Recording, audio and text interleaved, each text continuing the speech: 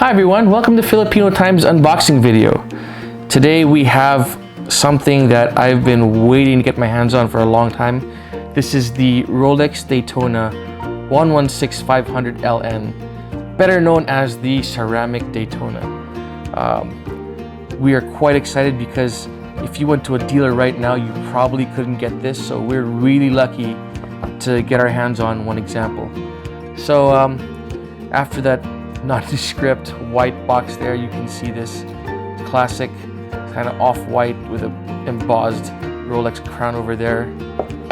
Open it up, more packaging. I mean, it has a really premium feel to it. Even has this little flap over there with a completely unnecessary Rolex logo, but it makes you feel really special when you open this up, which is exactly what you want when you spend this kind of money on a watch, which I haven't. This is a friend's watch that is perfectly brand new. He hasn't even worn it, so you know who you are. Thanks for lending us your watch. So let's take this box out from its other packaging, put this aside, and the classic green Rolex watch box. Everyone's had one. This one's got the funky, design on top with the gold things. They're really stepping up the game in the packaging department. And for some people, maybe you don't care about that, but it really makes a difference when you're opening it up for the first time, and it feels like you feel like you're a kid on Christmas morning. And there it is, voila. This is gorgeous. So it was first released in Bezel World 2016, and this one obviously still has the tags all attached. Again, the owner hasn't even worn it.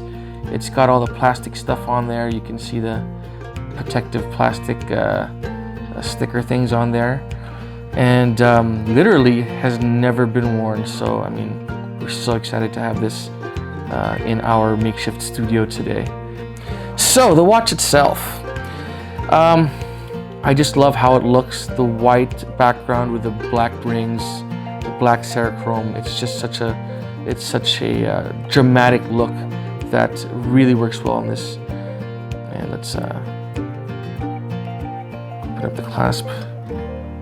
It's quite hard because it's really brand new, literally brand new and never used. And there it is.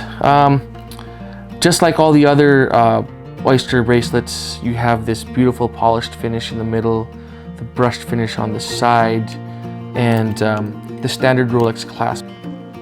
If you look at the dial, it's got a dramatic thing. You got the applied indices, and each one with a lume on it. This one will have the blue lume since it's a newer watch. The older watches would have the green lume instead. It's got this inscription: Oyster Perpetual Superlative Chronometer, officially certified cosmograph. Now, that's a lot of words to say. It's a mouthful. So if any of you guys cares to chime in on what that really means, feel free. Comment section below.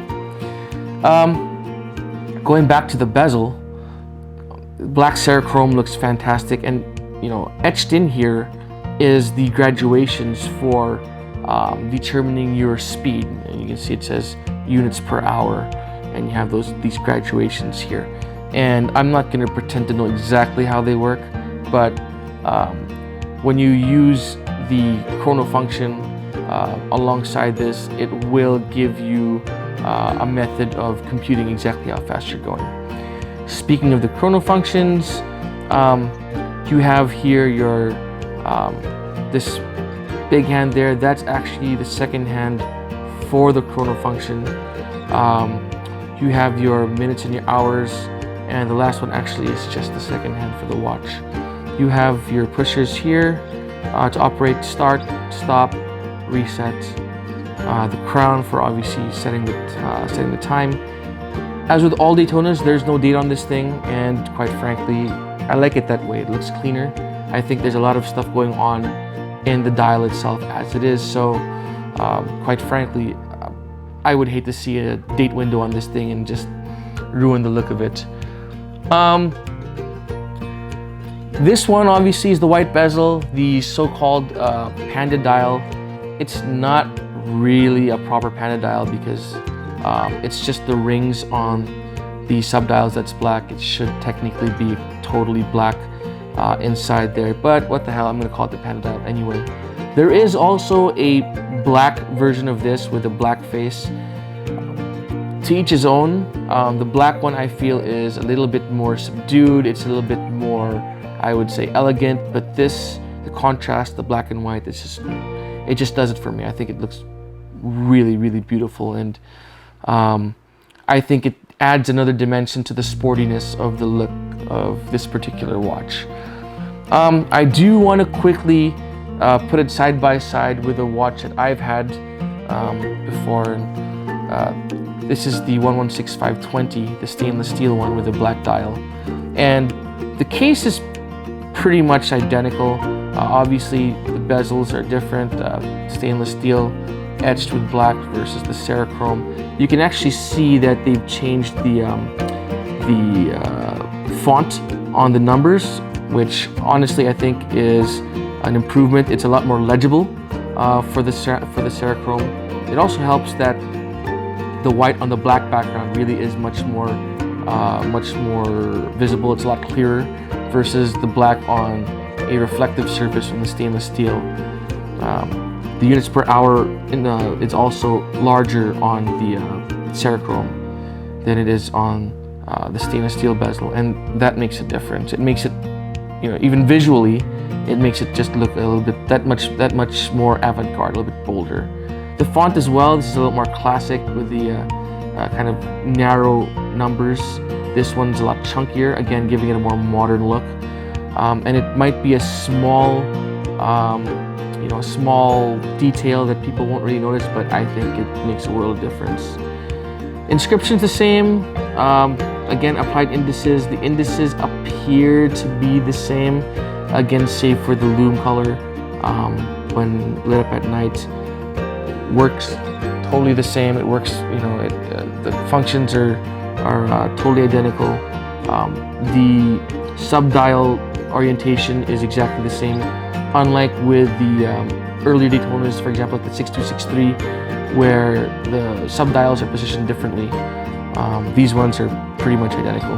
Likewise with the bracelet, you can see brushed, polished, virtually identical.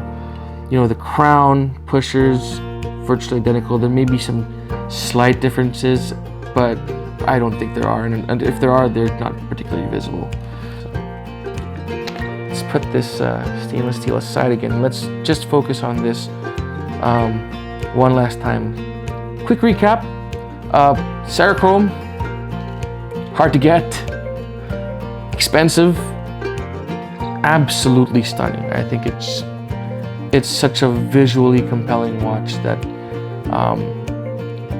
they say you're only supposed to wear, dress watches in a suit or, in a tuxedo. Some say that maybe you can get away with the Submariner. I don't care. I'd wear this tuxedo, shorts, racing suit. I think it just goes with anything. So, that's it for the video. I hope you guys enjoyed it. Like what you saw, please like the video, subscribe. Don't like what you saw, let us know in the comments what we can do better. And see you next time with another watch.